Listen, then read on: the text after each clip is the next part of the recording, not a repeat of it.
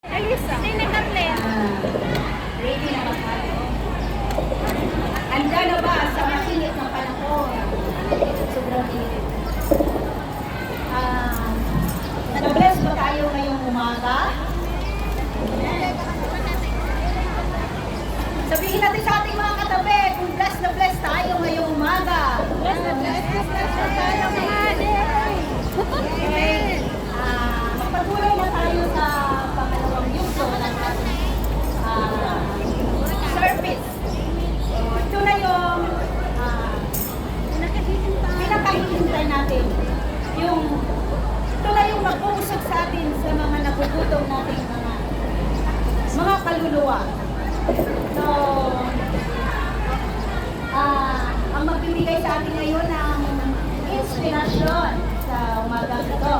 Magpapakain tayo at mag-usap sa atin sa araw na ito. Isang maliit pero small but very good. So, kumbaga, walang napupuwing sa malaki, hindi sa maliit. Dito ka mapupuwi. Kaya ihanda din natin ang ating mga sarili, makinig sa kanyang mga salita. Dahil siya ay ginamit ng ating Panginoon upang ibahagi ang kanyang mabuting salita. I-welcome natin ang ating Pastora Marnie. To God be the glory.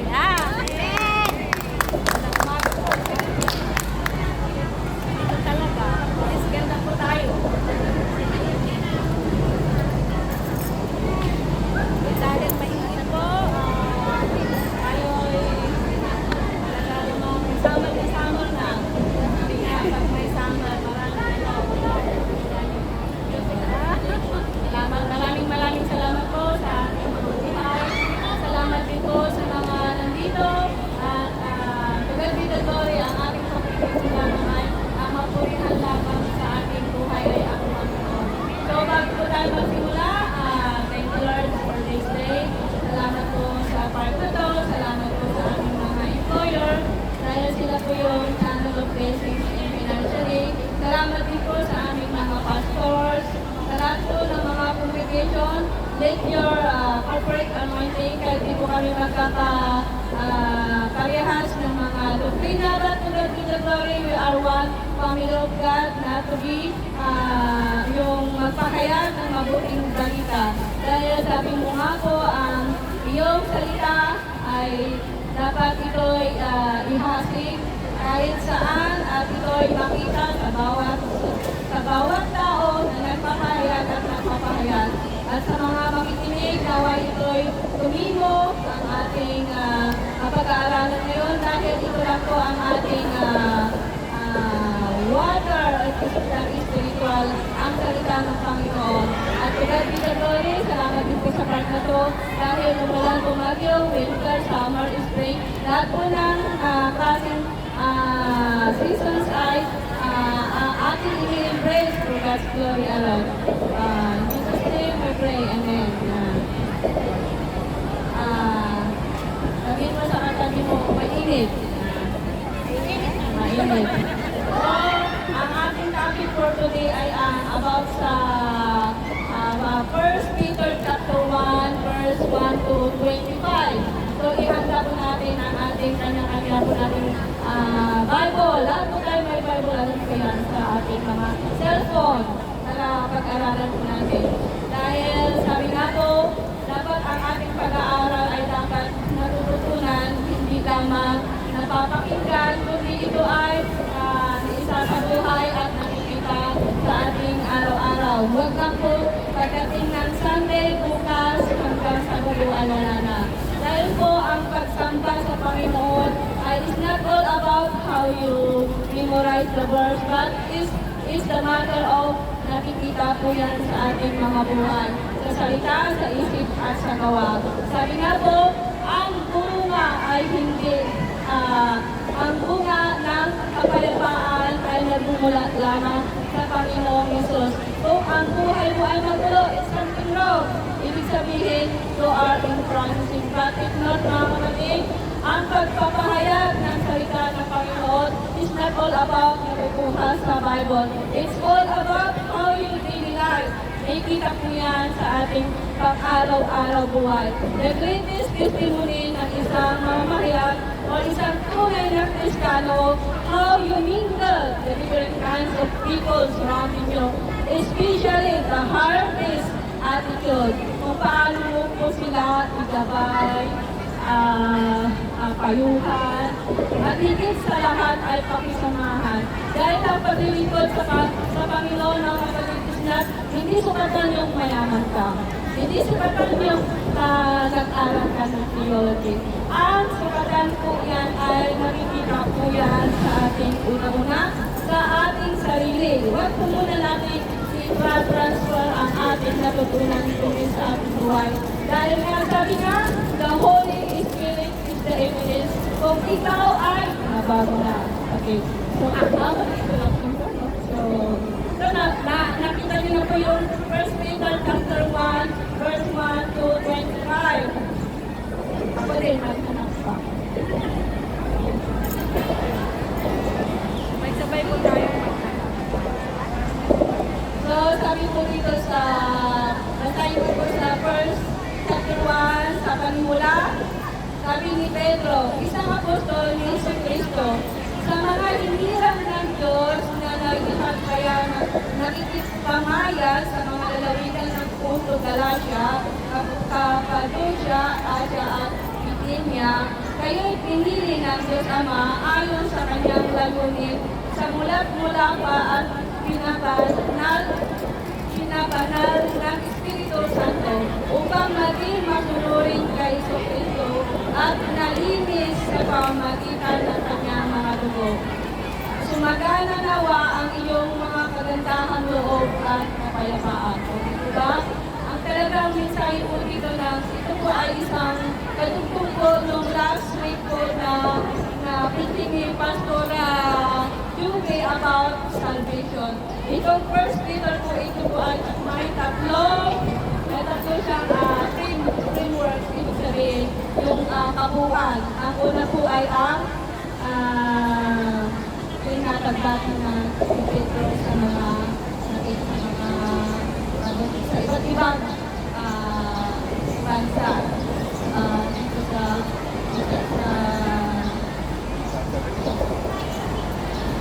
Cappadocia, Asia at Bithynia. Tapos sa generation natin ngayon, ang pagpapayag po ng salita ng Panginoon, alam niyo mga kapatid, talaga po nakakasala. Bakit? Isang malik ka lang ng interpretasyon. Alam niyo po, maraming napapahamak. Marami pong nagsasabi na, sabi na po sa Bible, hindi lahat po ng tumatawag sa akin ay mapupunta sa langit. Kahit po ikay isang sikat na publication, kung isang konti lang, alam niyo po talaga ang pag-aaral ng Bible, hindi po tayo nagmadali. Pagka nag-aaral po tayo talaga ng Bible, mga kapatid, pag ikay talaga binabasa mo, alam mo, parang ikaw na rin yung nagsasabing alam. Sabi ko na kaya ko po dati, kung hindi po ako natuto, ay, amin nga, yung masasamang salita, kaya ko po yung bitawan. At pagkakita ko rin nung ako nag-aaral na nakikita ko kasi pag ikay nagbabasa, parang i-fix mo na yung sarili mo na, ang dami ko napapatunayan. Alam mo, totoo po ang Bible po ang nagpapalinis sa ating katauhan. Ang sabi ko, tama po yung sinabi ni Pastor Alape na ang puso mo, pag madumi, talagang hindi mo masasabing yun nga ang puso. Ang puso po natin is full of darkness, hatred, yung envy. Alam niyo po, malamang hindi po tayo makakapag-ano talaga na maayos sa pamumuhay. Makikita po yan mga kapatid. Kaya nga tandaan po natin, hindi lahat ng nagsisimba ay yun na. So, hindi po natin, ito po yung realidad ng Christianity. Bato-bato po sa langit, ang matamaan ay magbago lang po tayo. Kasi po, ang tipo ng Bible mga kapatid is not patamaan. Ito'y itatama po natin ang ating pamalian. So po, ang natuto ka sa Bible, tapos lagi ka naman nalalay kasi natutunan glory ko. Dahil po, sinasabi ko dito, sabi nga po sa John 3:16, for God so loved the world, as the only begotten Son, who believes in Him, have eternal life. Ibig sabihin mga kapatid, ang pagtuturo po ng Bible is not all about pipilitin mo ng tao. It's all about how you pakikisama sa buhay. Alam mo mga kapatid, kahit hindi mo as in memorize ang Bible, pag nakita na lang sa'yo isang kategorisyo yung pakikisama, ano ba po yan? So ang pakikisama po natin is genuine. Alam niyo po mga kapatid, sasabihin nila, ay Christian, itong Christian yan. Although we are all Christian, yes, aminado po tayo lahat. Everyone, kahit po sa ang congregation, ang tawag po natin is Catholic. Catholic po talaga lahat tayo. Pero ang tanong, sabi na, kung ang pag-aaral po natin ang hindi nakikita, wag po tayong masasaktan kung hindi sumusunod yung followers or nakikinig. Bakit? Sabi nga, hindi po magsisinungaling ang fruit. Yung nga po, sinabi sa sa Galatian, yung siya ngayon, pag napitas ang isa, ay wala. Pero alam niyo kapatid, ang pinakamahirap, in my life, ang pinakamahirap na talagang hindi ko ma-overcome ka ngayon is yung pagka yung patawag dito yung lalo na pag Ilocano ay nakiktot, bahala ka na. Sa Tagalog, pag nagugulat ako, ay ano ba yan? Honestly po, dahil sabi nga po ng Panginoon, ang sinumang willing mabago ay wala pong imposible sa Panginoon. So, papalayo po tayo. So, sisan ko po ang aking sa una ay ang pagbati ni Pedro at ang kadakilan at biyayan ng kaligtasan. Ito po ay mababasa sa puso sa chapter 1, verse 3. So, para po mag-isip po tayo kung saan po natin ngayon na in chapter 1, verse 3.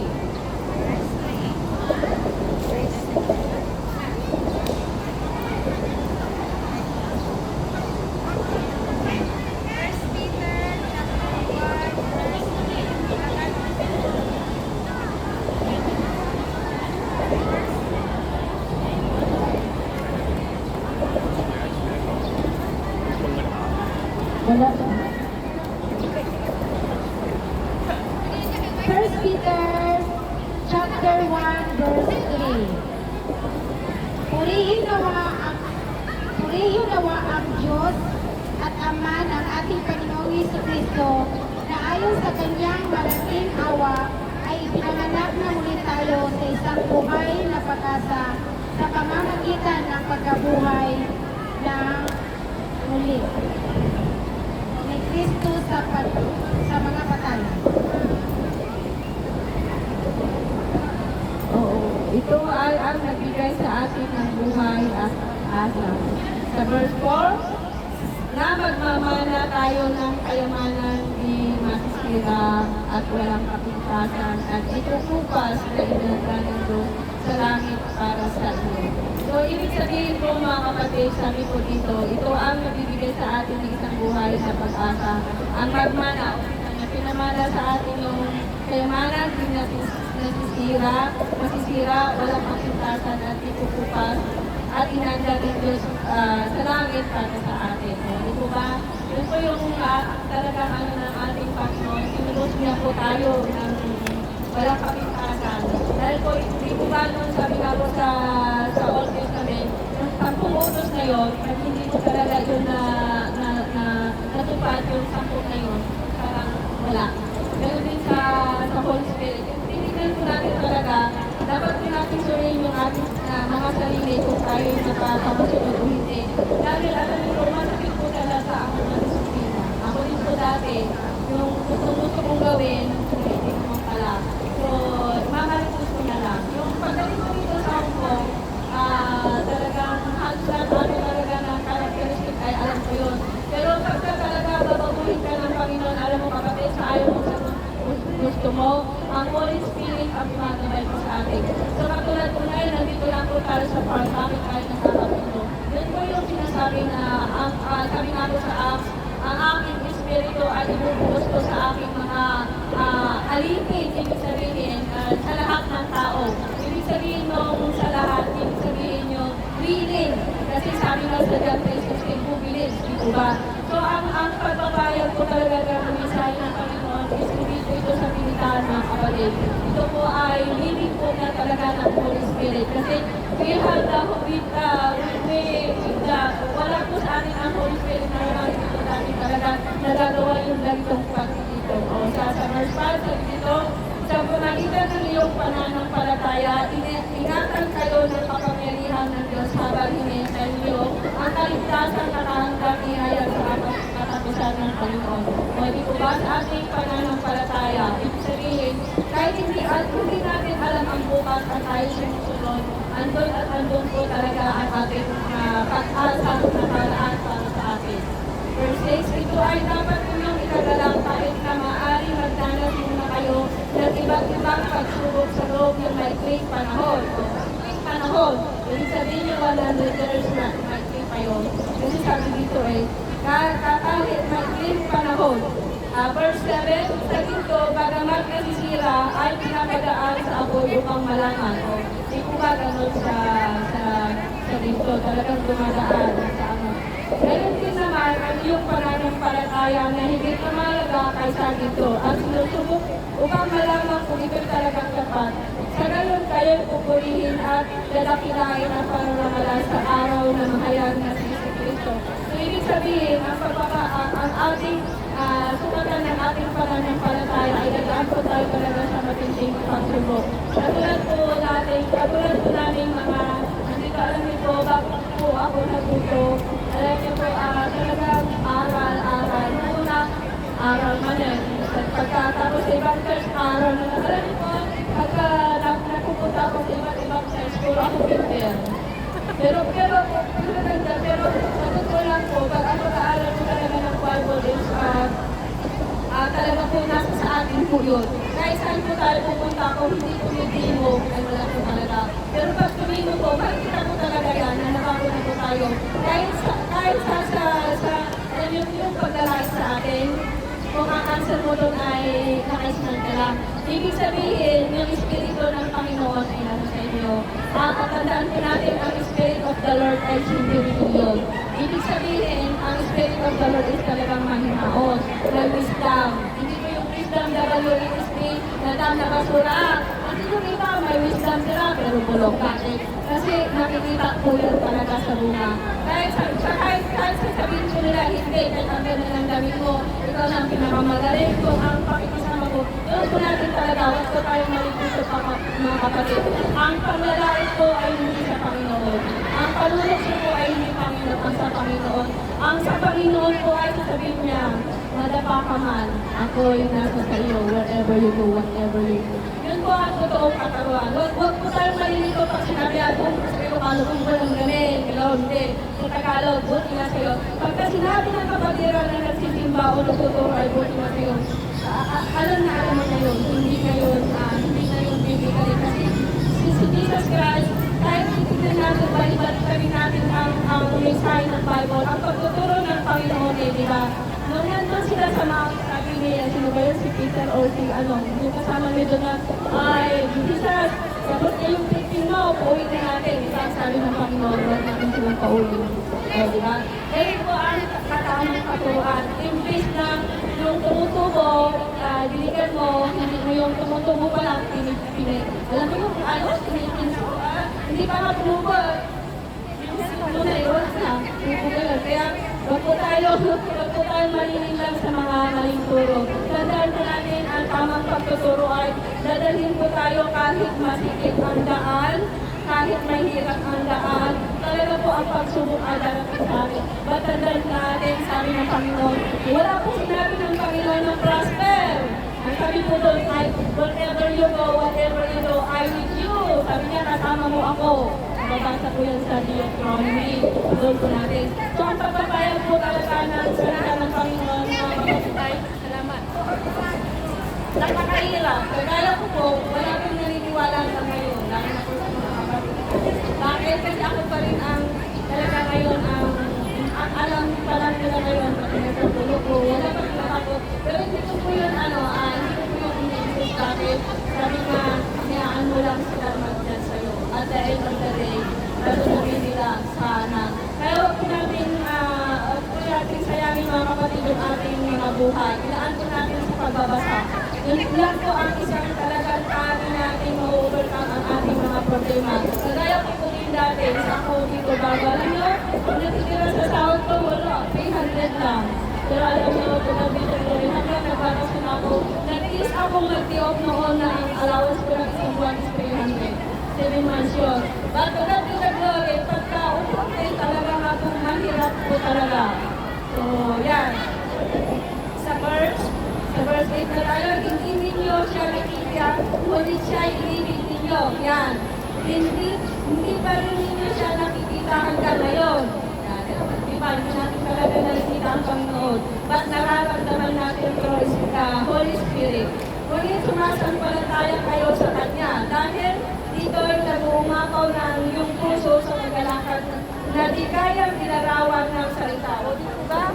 Kahit marami tayong pagsubok, di ba minsan yung iba pag wala ka sa Panginoon, pag kunting wala ka ng pera at nagsagot ka na sa Ilocano, ayaw mo nang kumilos. At sabi nga dito, nag-umapaw ng iyong puso at kagalakan, di kaya pinarawan ng salita, sapagkat tinatanggap na ninyo ang bunga ng iyong pananampalataya at kaligtasan ng iyong buhay. Sa verse 10, ang kaligtasan, itong masuting nasisiyasat at nagsusuri ng mga propeta nagpayag tungkol sa nagpapalang kagalakan sa inyo.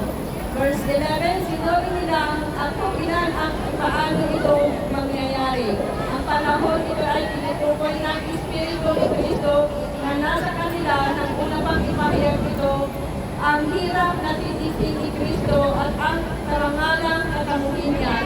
Di ba? Nung bago siya ipako sa cross, ilang beses na sinabi ng Panginoon na nagmang-awa din ang Panginoon na kung bago siya talaga, dito maano yung have mercy on, basta bago siya mamatay, binanggit din ang Panginoon na kung aalisin mo ito. Pero ang sabi ng Panginoon, ibig sabihin, di ba, ang sabi noon, the grace is sufficient. Ang aking grasa ay yun na. Kasi ilang beses dito, may sinabi din doon sa yung hindi aalisin ng ang hirap sa ating buhay ang Panginoon, but my grace is sufficient, sabi ng Panginoon. So, ibig sabihin, pag dumadaan po tayo ng pagsubok talaga, wala po tayong magawa kundi harapin. Kasi nga, hindi na sinabi ko tulungan kita, my grace is sufficient. My grace is enough. Ang gano'n, di ba? Nang kanilang pinahayag ang mga katotohanan ito, pinaunawa sa kanila ng Diyos na ang ginagawa nila ay para sa inyo at hindi para sa kanila. Ang mga katotohanan ito ay narinig ninyo ngayon at mga nangaral ng magandang balita sa kapangyarihan ng Espiritu Santo na isinugo mula sa langit. Maging ang anghel sa langit nananabik na maunawaan ang mga katotohanan ito. Diba? Pagka tayo nag-aaral talaga, pagka unti-unti natin nag-aaral, talagang mayroon tayong excitement. Kagaya ng pagdating ng Sunday, alam niyo po ba itong pagtitipon na ito ay hindi madaling gawin. But nangyayari po ito is for the glory of the Lord. Ay ibig sabihin, ang Espiritu ng Panginoon na banal ay sumasa atin sa lahat. Ito yung sa verse 13, yung paanyaya mula sa banal na pamumuhan. Kaya nga, ihanda ninyo ang inyong mga isipan para na sa dapat ninyong gawin, maging mahinahon. Dito, mahinahon kayo at lubos na umasa sa pagpapalang tatamuhin ninyo kapag napahayag na si Kristo. Bilang masunurin mga anak, huwag kayong umayo sa masasamang pagnanasang tulad ng ginagawa ninyo noong kayo'y wala pang tunay na pagkaunawa. O ibig sabihin, ito po, napansin ninyo, itong grupo na to, hindi po kami naninita. Kasi dati rin po kami, dati rin po ako, hindi po ako naninita. Nagpapalako. Alam niyo po ba nung nag-aaral ako dito, ako yung pinaka-awol. Pag nag-aaral kami noon ng theology, ako sa kulo, sabi nung ang pastor namin, matanda ka sa likod. Kasi nahihiya po ako, kasi late na ako. Pero tulad rin, nga ngayon, nung pagkataon tatawagin ka talaga kahit anong tigas ng ulo mo, pag tinawag ka na, in that perfect time, dito na po ako. Kaya kita nyo yung ating grupo, hindi naman po namin ito hiniling ba't nangyari na ako. Dahil po sa pagkaroon ko ng panahon, pag nasa iba't iba po akong churches, alam mo, pagka first time ka sa churches, pag hindi ka nag-type, hindi ka attendance, first attendance, hindi ka member. At lalo, pag hindi ka nabaptize, hindi ka member, kaya nagtaka ako noon sa isang church. At saka ako na doon, ba't sila may naaawat, may nakukuha, bakit ako wala? Nung tinanong ko, bakit sila meron, wala ako dito? Eh kasi nga, hindi ka nagpabaptize. So, alam niyo po, ang napakabuti ng Panginoon sa ating lahat. Dahil dito sa part, kasi ang sinusundan ko namin talaga is Bible standard. Di ba? Nung si Jesus Christ, nakita niya si Peter, follow me. Di ba? May sinabi ba ito mag-test ka? Di ba? Wala? So, yung mga pagtuturo ngayon, sorry naka-video. So, yung mga modern Pharisees ngayon, yung akala nila, yung ganito, mali po yung katuruan. Kaya, napakapalad po natin dito dahil kahit iilan po tayo, pag tayo po nag-networking, malalabanan po natin yung mga false teaching. Alam niyo po yung mga false teaching, una lagi yung pera. Pero titignan niyo, pag hindi nagturo ng Panginoon ng pagbibigay ng pera, ang sabi ng Panginoon, come follow me. Diba? The Fishers of Man, ibig sabihin nun, baguhin mo muna yung hinihikayat mo, baguhin mo muna unang-una ang sarili mo. Kasi napakahirap po kapatid, na magturo ka na walang-wala. Kaya nito, ang talamak dito, Alice Day, dito sa Hong Kong, natugat ko sa langit, lahat ng Christian sana huwag magalit. Upuan na, anak, bigyan ka na, ganito. God is all in all. God is my provide. Pero pagdating after ng service, magtuwan doon, kailangan mag-try, saka sa public. So, ibig sabihin, nasan doon ang God's provide. Alam mo po, napakaliwanag sa Mateo, sinukso ang Panginoon ng Satanas. Sige, parang ganito, sige, umutang ka. Mapapabibili mo lahat. Sige. So, yung mga nanonood yan, bago-bago sa langit, tama po natin yung mali. So, yung pagka-Christian ngayon, pagka sinabi niya, kailangan ko kasi. Kasi tignan mo sa pangit sa Mateo, sabi ng pangaliwalag daw, nasusulat, sabi ng Bible ng Panginoon, kailangan pera-pera. Hindi po, ang pera is part of salvation. Pero yung hindi po number one yan sa pagtuturo. Kaya wag po tayo mainigil sa mga alalaki ng mga congregation. Sabi nga po, hindi lahat po ng Lord is mapupunta sa langit. Tandaan niyo po nung umano ang Noah, walang naniwala. So dito tayo naniwala, malamang po, malamang. So ganun po ang pagpapaano po ng salita ng Panginoon. Nung it doesn't matter the words against you, sabi nga ng kanta, di ba? Sa verse, ano na tayo? Sa verse 14, bilang masunod mga anak, huwag kayong umayon sa masamang pagnanasa, tulad ng ginagawa ninyo noong kayo wala pang tuloy ng pagkagawa. Dahil ang Diyos na pumili sa inyo ay banal. Dapat din kayong magpakabanal sa lahat ng inyong ginagawa. Ano po ba yung banal? Hindi ko yung banal yung yung lagi na lang yung pray ng pray. Ang tunay na banal ko yung bakit ipa-alis ko ng mga kaya natin. Magkakaroon tayo ng ugali, bakit wala ba lang nag-aaway? Yun po yung tinatawag ng banal. Hindi ko lagi yung labing may pera ka, tumutulong ka. Alam niyo po ang pagtulong din sa mga kapatid. Ang totoong pagtulong is talagang win-win. Hindi mo kailangan ipamalandakan. Ang tunay na pagtulong is buhay. Kung ang pagtulong mo is, ito ay i-video mo, alam mo, nakuha mo na kapatid, yung reward sa Panginoon. Kasi ang reward na tatanggapin natin is eternal word. Magkaiba po yung reward ng kasi palakpakan eh. Pero ang reward po talaga na para sa Panginoon is mind. Kahit may problema tayo, kahit kung ngayon, sa akala nila wala akong problema, marami po, hindi ko mabilang. Pero magkaya po ako bakit, alam ko, sa ganun ng Panginoon, ang Panginoon ang mag-aayos ng lahat. Sabi natin, still, I am. Ako'y kasama mo kaya saan ka magpunta. Sabi ko, yun po yung isa kong pinangahawakan. At saka ito yung decision ko na lang din po yung aking paboritong Deuteronomy. Kung ikay sabi niya, kung ikay matutupad mo lahat ng aking mga alituntunin, ako ay sa iyo at ibig sabihin yung ikaw ay magiging faith, hindi ito. Ikaw ay magpapautang, ikaw ay hindi mangungutang. Hindi ko sinabi doon na pera. Kasi ang iba kung sabi nila din ay pag ang ibig sabihin ko na ikaw ay magpapautang, yung magtuturo ka po. Yung magtuturo ka na paunti-unti. Yun po, hindi yung sabi nila, ako yung nakasunod sa ano, dati ganun ako. Nagpapautang ako na yun, hindi ko pala ganun. Ang ikaw yung faith, ibig sabihin, hindi ka talaga nawawala sa listahan ng Panginoon. Yun po yung totoong meaning ng you are the head, not the tail. Ikaw ay magpapautang, hindi ikaw ang mangutang. Hindi po doon hindi na sinasabi ng pera. Ang ano po yung puso natin. Kaya kagaya po sa atin, ito, example ko na lang, sa pastora. Alam nyo, para sa walang problema, no? Pero marami po yan, hindi mabilang. Katulad ko yun po, hindi mabilang. Pero yun nga po, ang lagi namin pinangahawakan ay ang salita ng Panginoon. Alam niyo po, maganda po kasi yung magpahayag ng salita ng Panginoon is genuine. Bakit?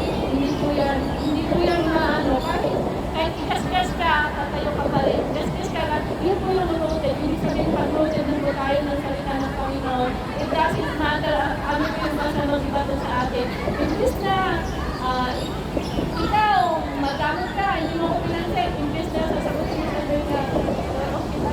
Ganun lang. Ganun po yung tinatawag pag-rooted ka na po sa Panginoon. Hindi ka mag-retaliate. Ibig sabihin, pag may narinig ka ang business, hindi mo agad papatulan kasi bakit? Alam mo ang Panginoon at ikaw lang ang nakakaalam kung sino ka. Wala ka iba. Kaya sabi mo, kilala ko yan. Alam mo ba kung kailan natulog yan? Kailan ba yan? Diba? So ang nakakaalam po sa ating talaga ang Panginoon at ang ating sarili. Yan. So verse 17, walang tinitilingan ang Diyos. Pinatulan niya ang mga tao ayon sa ginawa nila. Kung ano yung ginagawa natin, yun po yung ating product. Nakikita po yan, not denied. At dahil tinawag ninyo siyang Ama, mamuhay kayong may takot sa Kanya habang kayo nasa mundong ito. Alam ninyo kung ano ang itinatubos sa inyo sa walang kabuluhang pamumuhay ng inyong minana sa inyong mga magulang. Ano po ba yung ating inherit? Diba si Adam at saka si Eva? Sila yung unang nagkasala. Sila yung unang nagkasala tapos na-inherit natin. Ibig sabihin na isalin. So dahil sa kasalanan ni Eva, ayun, nagkaroon na tayo ng, yung dati hindi sila nahihiyang yung kahit nasa paradise, ibig sabihin, pag hindi ka gumagawa ng masama, di ba taas lupa, ganun din po sa generasyon ngayon. Pag wala tayong ginagawa, kahit anong pangatas kayo, nakasmal ka lang, kasi alam mo yung katotohanan. Pero alam mo rin sa sarili mo kung kayo nagkamali. Yan. At hindi tinawag ang iyo at dahil tinawag ninyo Ama, nasa verse, nasa tinibos kayo na hindi sa pamagitan ng mga bagay na sisira tulad ng dito, kundi ang sa pamagitan ng mahalagang dugo ni Kristo, siya ay tulad ng kurtirong walang tungis at ang kapintasan. Itinalaga siya ng Diyos bago palikhain ang daigdig, alang-alang sa inyong ipayag ang huling araw nito.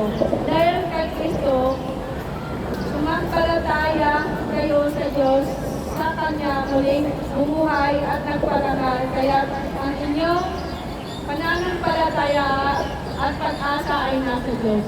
Ngayon, nalinis na ninyo ang inyong mga sarili sa pamagitan ng inyong pagsunod sa katotohanan at naghahari na sa inyo ang kapag na pagmamahal sa mga kapatid. Kaya maalab at puso kayong magmamahalan. Sapagkat muling kayong isinilang hindi sa pamagitan ng hindi nasisira, kundi sa pamagitan ng buhay na walang kamatayan.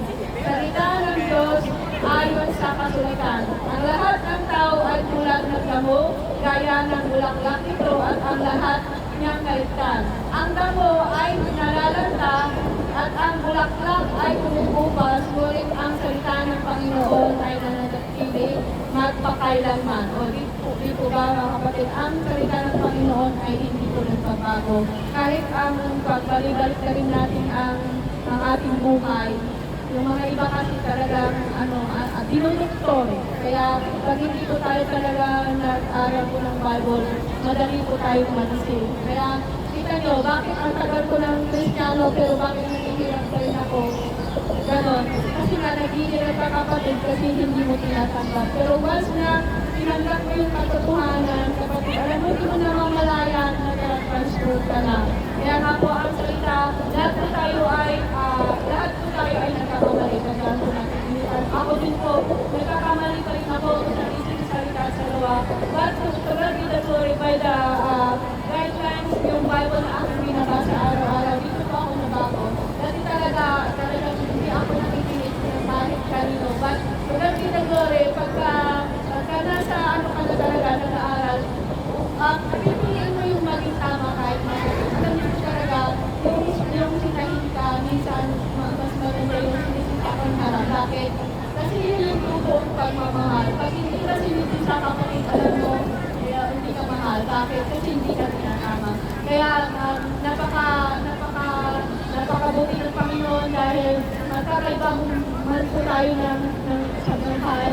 Hindi man po tayo as in pare-parehas ng mindset. But to God be the glory, nandito po tayo sa part para magtulungan. Tandaan po natin mga kapatid, ang salvations po ay nasa sa ating din, sa ating choice. Sabi nga po sa John 3:16, huwag po tayo sasabihin nila kung kung mahal ako ni Lord, bakit ako pinabayaan? No, sabi nga ako. Kaya minsan yung mga maling Christian po talaga, doon po nakasalalay din yung mga Kaya nagpapasalamat po ako ng buong puso sa aming teacher talaga, si Pastor Abner. Alam niyo po talaga, napatunayan na ang buhay kasi talaga kung sa ilang ng mahula, ay matigas po ang ulo ko. Ako po yung estudyante na talaga nakakala ko na ako makapagod. Kasi Ilocano, mapabainang talaga lumalitan. Bakit ako nalilate kasi lagi ako nagka-hiking ko noon. Pagka sinabi, may maliit, sabi nandun ako sa dulo. Iya po ako talaga, ba't ko kami na glory, sa pagkadala ni Pastor, namunta ko. Pero hindi ko madali. Maraming niya, maraming din pagsubok mga kapatid. So hanggang doon na lang po, sana ang ating buhay ay ilaan po natin sa pagbabasa ng Panginoon. Dahil ito lang po ang ating spiritual influence sa ating spiritual. Wala na pong iba. Yung mga nagtuturo, kagaya sa Pastora, si Pastora Jubert, sila po yung ginagamit ng Panginoon para mas maliwanagan po natin ang nilalaman ng Bible. So hanggang dito na lamang po at sana ay Pastora, yung continue. Sila po ang magpapayag ng Church Evangelic there, si Pastora talaga. Sila po yung aking classmate ever since the word began. Alam niyo mga pagkakaibigan, it doesn't matter may mali. It is a matter of nagtuturuan sa tama. At higit sa lahat, pagkakaibigan mo na mali, huwag in public, in a private. Siya po yung talagang isang nakabol sa akin, si Pastora Jubert. Glory to God. Ano naintindihan natin? So, napakaganda yung napili ni Pastor